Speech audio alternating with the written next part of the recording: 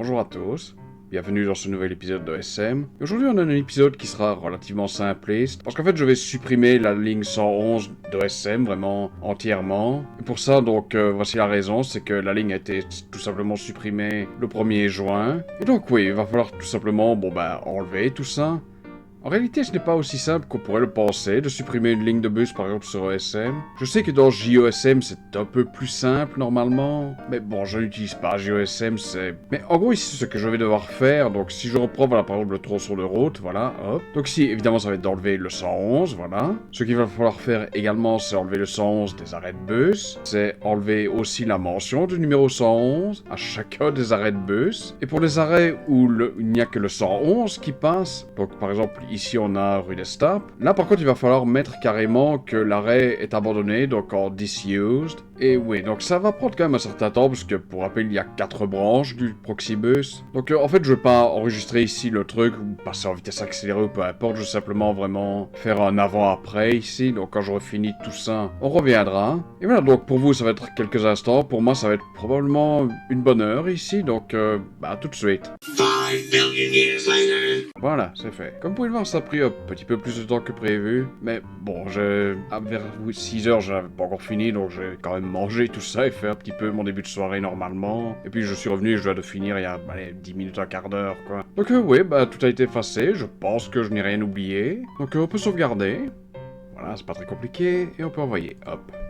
Donc pour conclure cette vidéo, en fait ce qu'on va faire, je vais un petit peu boucler une boucle ici. Parce que la veille de l'inauguration de cette ligne, j'avais écrit un article en fait sur mon blog, et qui en gros présentait la ligne 111. Et ici je me dis que c'est pas une trop mauvaise idée finalement de terminer en gros quelques jours après la fermeture. Simplement de voir ce qui a changé en 17 ans finalement. Donc voici l'article en lui-même. Et en soi j'avais rien vraiment fait de trop poussé. C'était une présentation assez basique des diverses branches du Proxibus. Et on va aller finalement une à l'autre et voir un petit peu ce qui a changé au fur et à mesure du temps. Maintenant de ce côté-là, c'est de mémoire vraiment, je n'ai pas les dates précises en tête ou quoi de ce qui a changé. Je pourrais peut-être me tromper un moment. Donc de ce côté-là, n'hésitez pas à me le dire dans les commentaires si par exemple je fais une erreur quelconque. Donc commençons avec les deux premières branches ici, donc Jolibois Jemay et Jemay Pougré. Et en fait donc ici ce que je mentionnais qui était vraiment pour moi le plus gros problème, c'était le nombre de passages de ces lignes. Parce que voilà, je l'indique ici, ce sont des lignes où il y avait 2 ou 3 passages par jour. Et la seule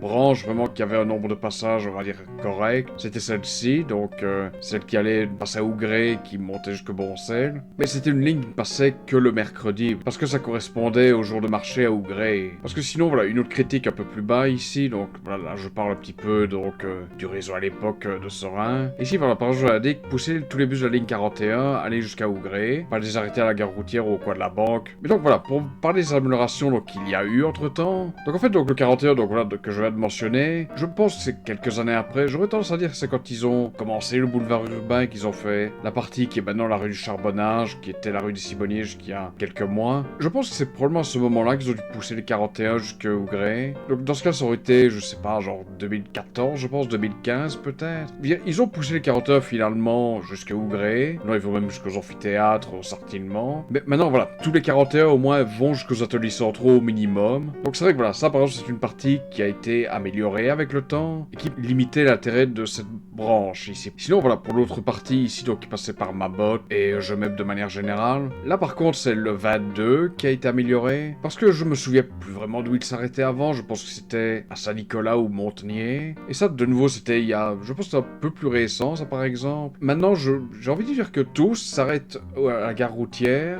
Mais donc, oui, voilà ça, parce que, voilà, comme vous pouvez le voir, donc, le 111 donc, passait par ici. Et maintenant, en fait, le 22 passe par là. Donc, c'est un bus qui est évidemment beaucoup plus régulier que le 111. Donc ça, de nouveau, voilà, c'est un petit peu un problème qui a été résorbé, qui a enlevé l'intérêt de cette ligne, bon, j'ai envie de dire le peu d'intérêt qu'elle avait au départ, mais bon, vraiment, ça a perdu son intérêt à partir de là. Finalement, la seule petite dégradation qu'il va y avoir ici avec la suppression de la ligne, c'est au niveau, donc, de l'avenue de Jolibois, ici, où, donc, il n'y a pas de bus qui passe maintenant, donc, voilà. Et ça, pour être honnête, en 17 ans, je pense que j'ai pris la ligne ligne qu'une ou deux fois. Je me souviens l'avoir pris au moins une fois à coup sûr, donc du Perret jusque Boncel. J'ai envie de dire que possiblement j'ai dû le prendre dans l'autre sens pour retourner au Perret, mais je ne sais pas si j'ai pas, par exemple, repris A2 ou quoi pour rentrer chez moi en fait. Et c'est ça vraiment le problème de la ligne, de manière générale, même pas juste voilà cette branche-ci, c'est que c'était une ligne qui était, je veux pas dire tout le temps vide, mais quand je voyais le bus qui passait au Perret en général, il était à 99% vide. Et c'est d'ailleurs une des raisons pour laquelle la ligne a été supprimée, c'est que la ville, donc je pense, payait 40 €, je pense quelque chose ainsi, par trajet, et que vu que la ligne, je pense, est vraiment très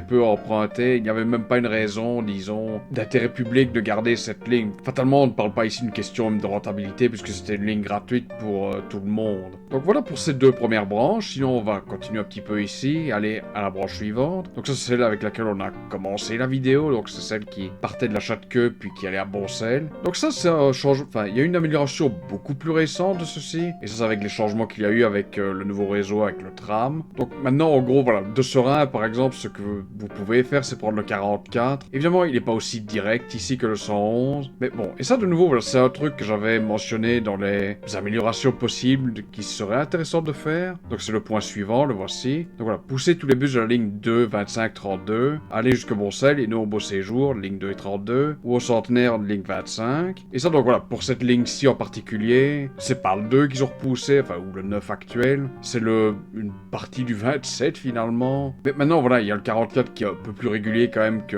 quand les quelques 2 passaient par là. Donc ça voilà, il y a une amélioration pour les Cérésiens. Et le truc suivant, c'est qu'en fait, voilà, la dernière branche ici du Proxibus, c'est plutôt pour les Ougréats de ce côté-là, qu'il y a une amélioration, et c'est là, par contre, le 25 qu'ils ont repoussé, ou maintenant le 45, qu'ils ont repoussé jusqu'à Boncel entièrement. Donc voilà, et ça, c'est des changements voilà, qui ont rendu ces deux branches peut-être pas inutiles, parce que voilà, par exemple, ici, le haut de la Châteauqueux n'est pas vraiment bien desservi à l'heure actuelle, puisque bon, le 40 n'est pas très régulier. Et au niveau d'Ougré, c'est plutôt du côté du Biais du Moulin que vous pouvez voir ici. Et pour le reste, ouais, sinon, bon, il y a un petit commentaire ici par rapport au 27. Ça, c'est de nouveau plutôt par rapport au changement actuel qui n'a pas vraiment un rapport, honnêtement, avec le Proxibus. Mais ça, oui, donc je mentionne que le 27, c'était une espèce de tourniquet à 2 balles. Aujourd'hui, je le regrette un petit peu, ce tourniquet à 2 balles, parce que... Et pour aller au Biais communaux, avant, c'était relativement simple. Je pouvais simplement prendre le 27, faire le tour. Bon, ça prenait peut-être un petit peu de temps, ça prenait une vingtaine de minutes. Mais je n'avais pas besoin, voilà, de prendre une correspondance quelque part. Alors que maintenant, voilà, si je veux aller au Biais communaux, il faut que je prenne le 43 jusqu'au Perret, puis prendre un 9 qui remonte jusqu'au Biais communaux. Ou à l'inverse, prendre un 43 qui monte jusqu'au Beau Séjour, et puis entendre un 43 ou un 9 qui descend. Et ça, bon, il y a 50 000 exemples qu'on pourrait sans doute donner